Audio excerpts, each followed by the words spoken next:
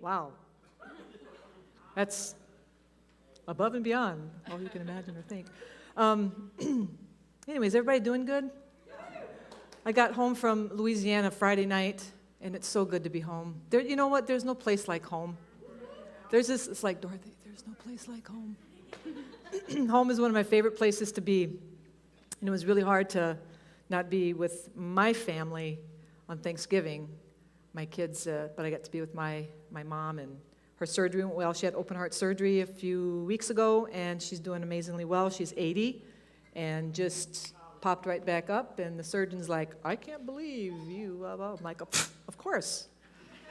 She's my mom, right? So that was really fun. Got to paint her house and transformed it. Anybody in here ever painted a countertop? Well, I did. And it turned out amazing. I painted gray walls and white trim, and a yellow countertop just didn't go with it. So I'm sitting there, and I thought, okay, I'm all done. I'm done painting. I'm tired, because it went from painting a fireplace. You know, she has a brick fireplace. She's like, well, I was thinking that maybe, and how do you say no to an 80-year-old mom who just had open heart surgery? You know, she got, anything you want, mother. So I went from painting her walls, you know, gray and the trim white, and then I looked over into the kitchen because that's all open. I thought, you can't have, you know, what was it, cream trim and yellow walls and then gray walls. So I'm like, I guess I'm going to have to paint the kitchen. Well, then you can't just paint the kitchen because the cabinets were kind of an off-white, and I thought, dang it, now I got to paint her cabinets, and that's it. I'm not doing any more because I'm tired. Then it got all done, looked at her kitchen cabinets. I thought, dang it, I've never made more trips to Lowe's. There's no Lowe's here. You guys know what a Lowe's is? Yeah. Well, yeah, thank you, Jesus. So every time I showed up, you know, they're like, hi, ma'am, can I help you? I'm like, yeah, still not done yet. So anyways, it was a really, really great trip. So good to be home, and brought home our baby. Baby Simba is a 2-pound Chihuahua. He's so cute. I don't have pictures, you know, but he's really cute. We're potty training and all the fun stuff of what you do. It's like having a kid at home again. I'm like, what was I thinking? And then he just looks at you and he wants to cuddle. And so, yeah, so that's that. So good to be home. Everybody have a good Thanksgiving? Should always have that heart of Thanksgiving all year round. That's part of your identity as a believer. It's one of God's will for your life. People say, what is God's will for my life? God's will for your life is to, in everything, give thanks. In everything. Doesn't matter what's going on. It's in that situation, in that circumstance, you give thanks and you're thankful. And everything seems to go a little bit better. Amen? I shared a scripture last night, and I'm going to share it again, and then we'll just see what happens and what God wants to do. But before I do that, I should do this. 11:11. How do you like that? Flick my notes open. Anyways, just going to do a couple things here. During worship practice, I looked in the back there, and I saw Joe standing there. So, Joe, you want to stand up? Joe. He's hiding back there. Wave, Joe. Everybody look back at Joe. Say, hey, Joe. Hey, Joe. We're so thankful for Joe. He joined our sound team, your worship team, I don't know, a couple months ago? Whatever it was, and it's just a joy to have him on our team. Anyways, so when I was sitting there and I turned around and I looked back and I saw you standing there, when I looked back, I heard the Lord say, he's my faithful servant. Then I heard John 15. He says, no longer I call you a servant, but now I call you a friend. I feel like he said he's bringing you into a new season of intimacy. He will speak to you in the night season. Be prepared to be awakened in the night. Be like having a puppy. Except for God's way more fun than a puppy. He will speak to you face to face, the intimate. He will tell you things that you need to, he'll tell you things that you need to share, and he'll also tell you things that are only for you. But I feel like it's a season for you, a personal, another level of intimacy with the Lord. So that's really fun. So, okay, God bless you, Joe. Everybody say, yay, Joe. Yay, Yay Joe. And where's Mr. Erickson? Blaine. Oh, that's right, because I made you stay up there. I could blame it on jet lag, but I don't think it's jet lag. I think it's just. So Blaine, this is what I heard for you. I heard you're always in the background. Is that not true about Blaine? He's always in the background. You're willing to do whatever is needed. Your heart for the Lord is apparent. You love him and he loves you, but he wants to take you deeper, forgetting what lies behind, even some things that you were taught, because he wants to give you a new wineskin for new revelation. I'll send it to you, don't worry. I'll send it to you. Ephesians 1:17 and 18. He's given you a new wineskin. He will give you revelation of his word, and your mind will be blown. He hears you. He's got you. You're a man of integrity. You're authentic and steadfast. That is true. God bless you, Blaine. He did? Oh, there you go. So forget what's behind. Yeah, so that's good. Blaine has been a part of us for a little while. He and his wife. His wife is probably one of the most amazing women you'll ever meet. Isn't she? Yeah. Good answer. So if she's not here, Shannon, he said, you're right. So anyways, so that's good. So why don't you guys turn to Psalms 5, verse 3. I'm going to read it from the Passion Translation. I shared this last night. While I was in Louisiana, I was sitting at the table and I was doing some studying and just kind of having a moment of, anybody ever have a moment where you just kind of like, I don't know, like need God to speak to you? Then I got a text message from a girlfriend and she just said, hey, just thinking about you, praying for you. And she shared this verse with me. And then she said, you got to read it in the Passion Translation. And so I did. And I'm in awe. It says, at each and every sunrise, you will hear my voice as I prepare my sacrifice of prayer to you. Every morning I lay out the pieces of my life on the altar and wait for your fire to fall upon my heart. Every morning I lay out the pieces of my life on the altar and I wait for your fire to fall upon my heart. There's a couple things there. We're always in a hurry. We're in a hurry to get someplace to wait. It's like, seriously, it's like, I've been to Argentina a couple times, and when you go out to eat there, it's like they are not in a hurry. They're like, I don't know about any other nation. I've only been to Argentina and here. You get mad if you don't get your appetizers like right now. If you go to McDonald's through the drive-thru and you don't get your food by the time you get to the window, people are ticked off. We're always in a hurry. God is wanting us to slow down. Slow down to the speed of God so he can actually speak to us. No, take that back. He's speaking to us. Slow down so we can actually hear him.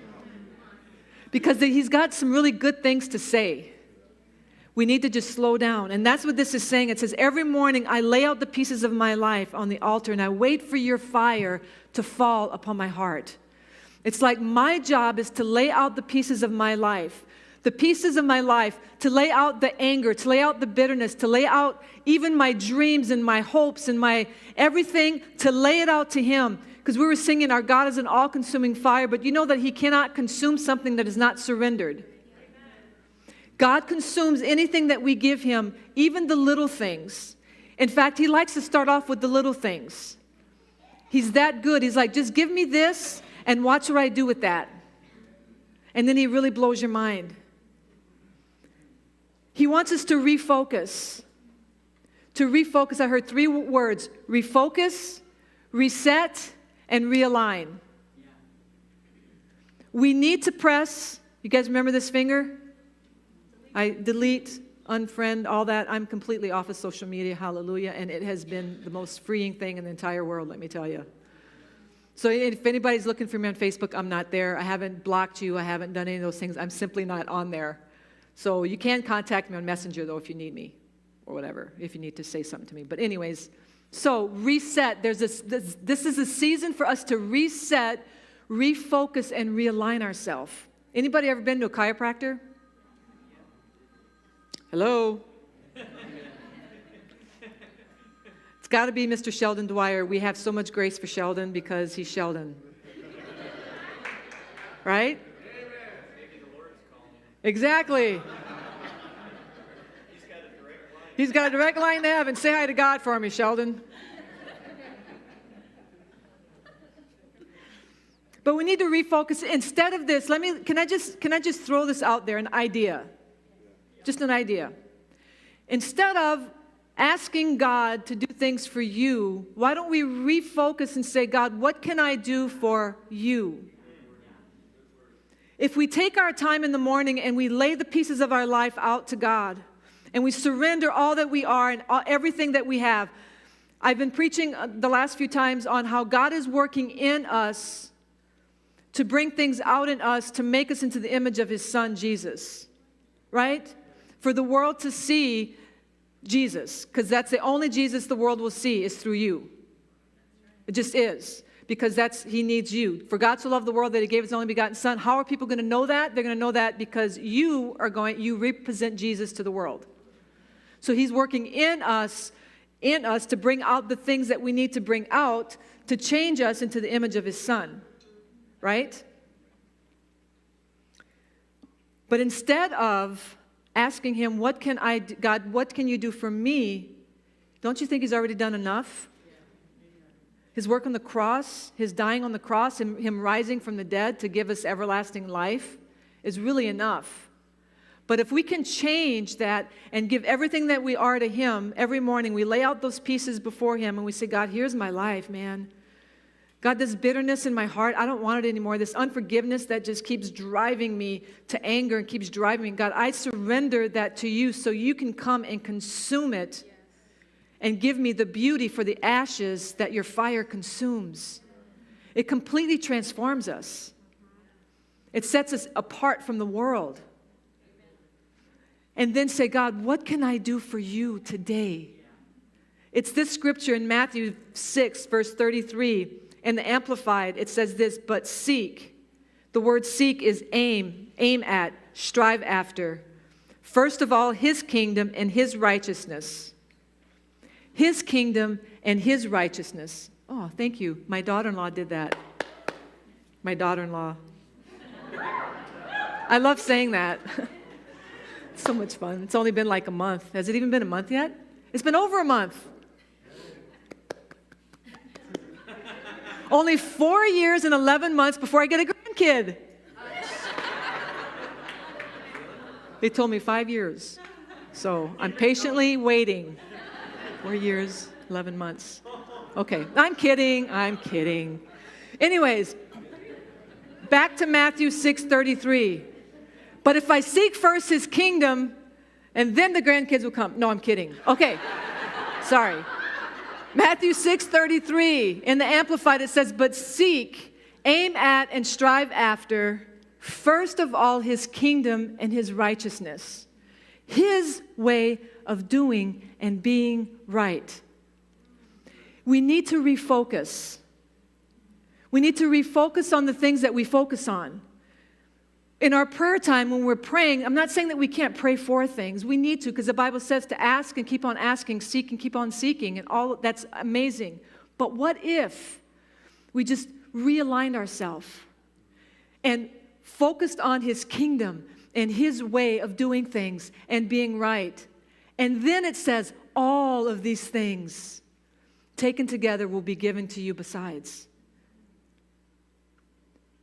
See, we pray for a lot of things and then we get frustrated because it's like those things don't happen. But I propose if we realigned ourselves and started seeking first His kingdom and His way of doing things and His way of being right, that's called humility. He's bringing us back to a place of humbling ourselves at His feet and giving up all of the things that we want so He can give us all the things that He wants. And I guarantee you they're way better than anything we could ever think or imagine because His ways are way higher than ours. Amen? Anybody in here ever experienced that? It's like the picture of Jesus with the little girl, and He wants her teddy bear, and she's like, no, Jesus, but behind His back, He's got this great big huge teddy bear. But see, it's not before we give it up that He gives. That's a place of humbling ourselves, saying, you know what, God, I don't know it all. How many in here know it all? I don't know it all. I was just home visiting family. I'm a family of 7 girls. I need say nothing else. 7 girls, and we grew up in a home where there was 1 bathroom. Yeah. Yeah, that's all I got to say. That's it. Me first.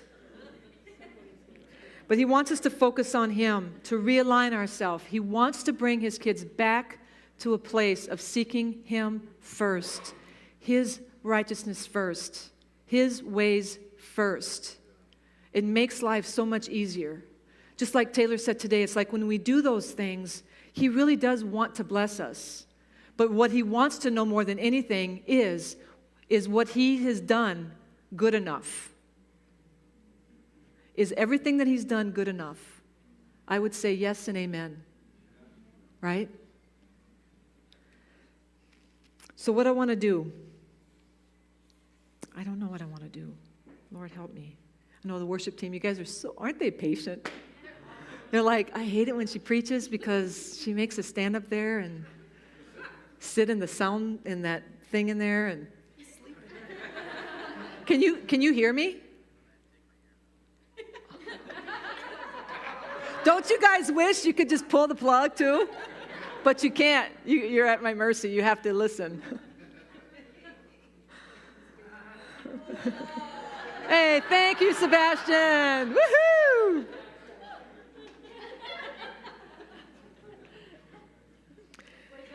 There's a story in Jeremiah 29.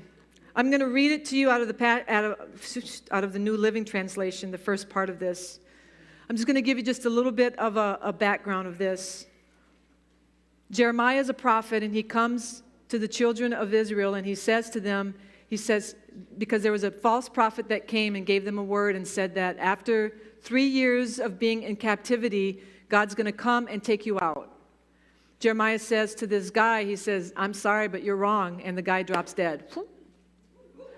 So then Jeremiah comes and he says, no, this is the word from God. So the children of Israel are in captivity in a place called Babylon. So Babylon represents captivity, okay? So they are in captivity. I'm going to read this. Starting in verse 4, it says, this is what the Lord of heaven's armies, the God of Israel, says to all captives he has exiled to Babylon from Jerusalem. So while you're in, he's saying this. Jeremiah comes to the people that are in captivity and he says, okay, here's the deal, guys. While you are in prison, while you're in captivity, this is what you need to do. Verse 5. While you're in this place of captivity, while you're here and you can't do anything else, remember we talked about focus. Don't focus on being captive. Don't focus on the thing that you want to freedom from. He's saying this, while you're there, while you're in captivity, build homes and plan to stay. Plant gardens and eat the food they produce. Verse 6, marry and have children, then find spouses for them so that you may have many, a whole bunch of grandchildren. Multiply. I really didn't pick this on purpose. This is what the Lord was saying. Multiply, do not dwindle away. So he's saying, you know what? Don't focus on the thing that you cannot change. Do you want to know the definition of crazy? Trying to fix something you can't change. Frustration, try to fix something you can't change. What you focus on, you give power to. So he's saying, while you're in captivity, do not focus on being captive. Don't focus on the things that you can't have, but do this. Do all those things. Live. So he's saying, focus on living. Man, have kids, get married, plant gardens, build a house. Do the things that bring joy, because you know what? You get to choose those things. If you read in Matthew 6, read that whole chapter, because it talks about, then at the very end, at verse 34 of Matthew 6, it says this, don't worry. In red, so Jesus said it, don't worry. You know what brings worry into your life? Trying to do things you can't change. Trying to do things you are not in control of. Trying to control things you shouldn't control. Ladies. I can only speak to ladies because I'm not a man. And I like to control things, used to like to control things. Living in a house with 7 women. I have hair still, and I have very thick hair. That's what makes you crazy and worry, is when you try to do things you can't do. He's saying here, whatever situation you're in, choose joy, choose to live, choose to find the good in everything. Because you know what? There is good in every stinking situation. Right? There is. Even if it's this much. But we always focus on this much. But whatever you focus on, you give power to. Amen? Because we know that amazing verse in Jeremiah 29:11 where it says, "For I know the plans I have for you, says the Lord." But see, we focus on that one, but we don't realize where it comes from. It comes from all of this, being in captivity. Jeremiah says, okay, what? You're going to be in captivity for 70 years. 70. For 70 years, you're going to be captive to people. You're going to be told what to do. You're going to be in captivity, right? And he says, I want you to build homes and I want you to enjoy life. Don't enjoy captivity, but enjoy in captivity. Right? Enjoy the season that you are in. And then he says this. I'm going to read this to you, verse 10 through 14 in the Message translation. I like lots of translations, if you guys have not noticed. This is amazing. Has anybody ever read it in the Message translation? Oh, man, it's so good. This is what God's word on the subject. As soon as Babylon's 70 years are up, in other words, as soon as that's up, not a day before, this is God speaking, I will show up and take care of you as I promised, and I will bring you back home. Isn't that good? Verse 11. I know what I'm doing. I think he does. I think he does. I know what I'm doing. I have it all planned out. I have plans to take care of you and never to abandon you. Plans to give you the future you hope for. Verse 12. When you call on me, when you come and you pray to me, I'll listen. When you come looking for me, you'll find me. I love this part. Yes, when you get serious about finding me and want it more than anything else. See, this is the goodness of God, is that he wants to be discovered. He says, if you really seek me, you're going to find me, and what you find of me, it's going to blow your mind. Because there's so much more of God. 14. I'll make sure you will not be disappointed. God's decree, I'll turn things around for you. I'll bring you back from all the countries into which I drove you. Bring you home to the place from which I sent you off into exile. You can count on it. God will take something that looks terrible and turn it around, and he will do what he says. What is our job? What is your job? Is that in any situation, we build homes. We have families. We plant gardens. We live and choose. Do you know that you get to choose to enjoy life or not enjoy life? You get to choose the things that you think about. You get to choose whether or not you're going to worry about something or not. I used to be the biggest worrier of all. Pastor Bob and I have been married how many years? Like 48, 9 years? No, I'm kidding. I was 2 when we got married then. No, we've been married like 33 years. I lose count after like 10 because, no, I'm kidding. 33, it'll be 33 years this year, next year. Doesn't matter. 30-something years we've been married. Got married in 88. And I grew up in a place where I didn't really go anywhere. We just kind of stayed in our little city. And so then God told me to go to San Antonio, which is like huge for a little country girl that lives in a little town and doesn't go anywhere. And I was scared of everything. I worried about everything. I mean, when I say worried about everything, and worry causes you to want to be in control. Poor guy, and he stayed married to me. So I worried about everything. So everything that we did, I worried about. And I remember him looking at me one time, and I was, worried and trying to control and mad and angry and all that stuff. He looks at me and says, does worrying change anything? And I'm like, no. And it was like, why do we do it? Why do we worry? Jesus says in Matthew, why do you worry about these things? Because when we worry, it takes us out of trust. Amen?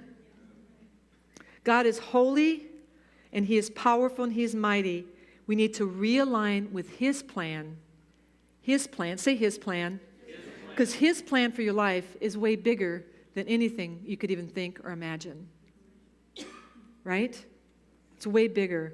He wants to bring us back to the place of fear and awe of God, the holiness of God.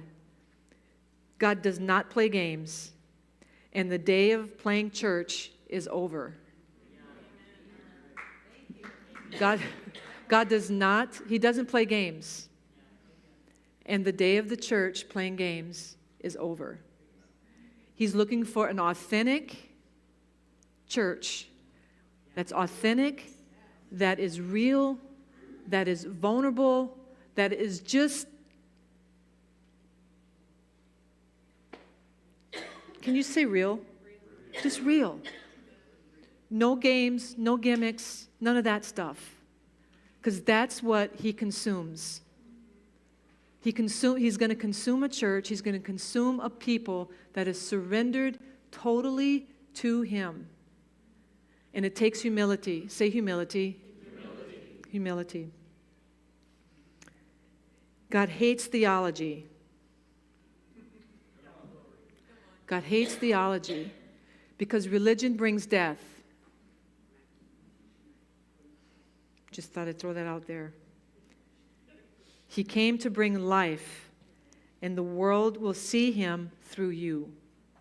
So all of this, God wants to bring us into alignment, realign us, so that He can start working in us to make us into the image of His Son, Jesus. So when we go out there, people will see Jesus. Amen? And I'm going to stop right there because we're going to just do something.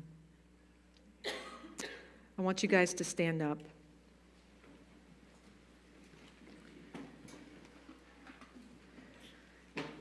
At each and every sunrise, you will hear my voice as I prepare my sacrifice of prayer to you. Every morning I lay out the pieces of my life on the altar and I wait for your fire to fall upon my heart. God wants to fall on your heart. He wants to come and consume everything that you are. Actually, He wants to consume everything that you'll give Him, because He can't consume something that you don't give Him. But it's like this thing that He needs to tear up. Whatever issues inside, unforgiveness, bitterness, anxiety, fear, doubt, pride, whatever it is, when we give that to Him, He comes and He consumes it. Imagine fire burning something up and it becomes ashes. And then for those ashes, He gives us beauty.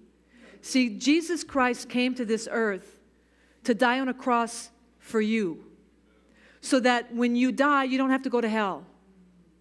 But that's not the only reason He did it. He did it so you can experience life here on earth. Even through the storms, even when things are going bad out there, the church is different because we have the Prince of Peace in us. Our perspective of things are different because we see through the eyes of the Word of God. Like Pastor Bob shared, it's like, who is this man that can calm the storms? Are you serving the Bible, or are you serving Jesus? Does that make sense? It's like He did it all for you. And then God says, okay, not only do I want that, but I want to change into the image of my Son so that you can be to the world Jesus, so that they can have what you have. Amen? So that's what He wants. So I want to take just a couple minutes, and then we're gone. We're going to be out of here like in 5 minutes. What? Play something. Somebody pull the plug on that guy. But I want to give us an opportunity to do Psalm 5, verse 3. To just take that time to lay the pieces of our life out to Him. We're going to sing this song. And this is an opportunity for us to lay at His feet everything and anything, so He can give us the big teddy bear. We give Him the little things. We give Him those things, and He says, okay, here, now I'm going to give you my plans. I'm going to give you my hopes. I'm going to give you my dreams for you. Do you know that the very minute that you were conceived in your mommy's womb, the very second that you were conceived, God knew you. The very second, God's like, that person, that baby, that person is going to do amazing things for me. He's got your name. The Bible says that He knows your name. The Bible also says that the very hairs on your head. Can you imagine counting somebody's hair? That'd be gross, number one. I'm not a hair fan. You know, hair in the sink and stuff like that makes me want to gag, but anyways, it's another story. TMI, too much information. But the very hairs on your head, He knows the number. He knows you by name. Even though you may not know Him, He knows you. And there's this story in the Bible. It's about this son who left his father. He left home, he left his father, took everything, spent everything, lived life just crazy. And the Bible says that his father waited for him to come home. Waited for him to come home. It's a picture of God, the Father, waiting for us to come home. Not only those that have wandered away from God, but those that have never known Him. He waits for us to come home. Why? So He can throw a party. You want to talk about revival? You want to know what revival is? When people get saved. That's revival. Because the Bible says that when somebody gives their heart to the Lord, the angels party. So we should party when people give their lives to God, because you know why? We just stole another one from the pits of hell into the kingdom of light, and they get to experience all that God died for. Amen? Oh, Jesus. But I want to just take this few minutes and let the worship team sing this. And I want you guys to close your eyes if you would. You don't have to. You can keep your eyes open. Doesn't matter. But for me, I close my eyes so I don't get distracted, because I've got probably ADHD. I get distracted easy. That's why I have a Chihuahua. They get distracted very easy. But Lord, we just give you these next few minutes. God, and we take Psalm 5, verse 3. And you're waiting for us to speak to you. And as we lay our life, the pieces of our lives before you, God, at your feet, that place of humility, that place, God, where we just say we know nothing. We know nothing, and all we want is you. And we ask that you would consume all of it and give us new, your plan. In Jesus' name.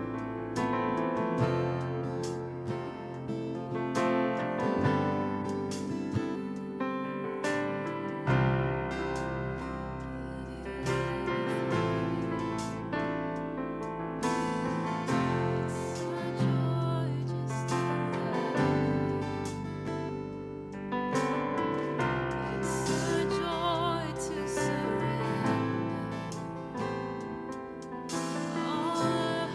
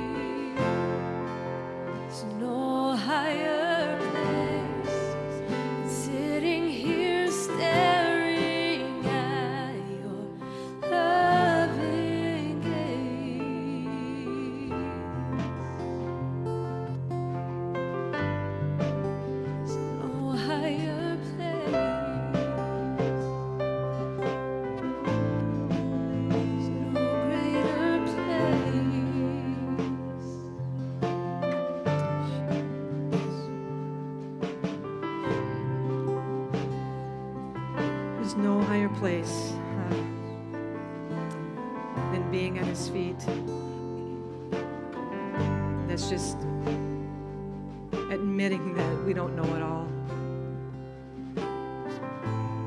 Reset. Reset your heart. Reset your attitudes. Reset your thinking. Refocus. Put him first. Focus on his kingdom, his plan for you, what he wants for you, not what you want for you. And realign. Go back. Some of us need to go back to our first love. Some of us just have to just say, okay, and go back to the first time that you met Jesus. Shake off some of the worldly things that we've taken on and go back to the first place that you met him. And for those of you maybe who have never met him, who have never given your heart to him, he so lovingly and patiently waits for your heart. Because the Bible says he wants to give you a new heart. He says, I want to give you a heart of flesh. I want to take away all of that sin. I want to take away all of that guilt and all of that shame, all the things that you cannot change, and let me place within you a heart that will love like never before. See, I had the hardest heart that you can even imagine. I didn't like people. I didn't like life. I kind of hated life. And God put within me a new heart that loves and enjoys life. And he wants to do the same for you. And if you do that, he'll give you the ability to change the world that you live in. He'll give you the ability that when you walk into places, people will be drawn to you because of his presence in you. Because you're going to carry a peace. You're going to carry the power within you to be able to bring change to people. That is God's plan for you. That is God's will for everyone in here. Amen. So good. So good. Got one more word and then this is it.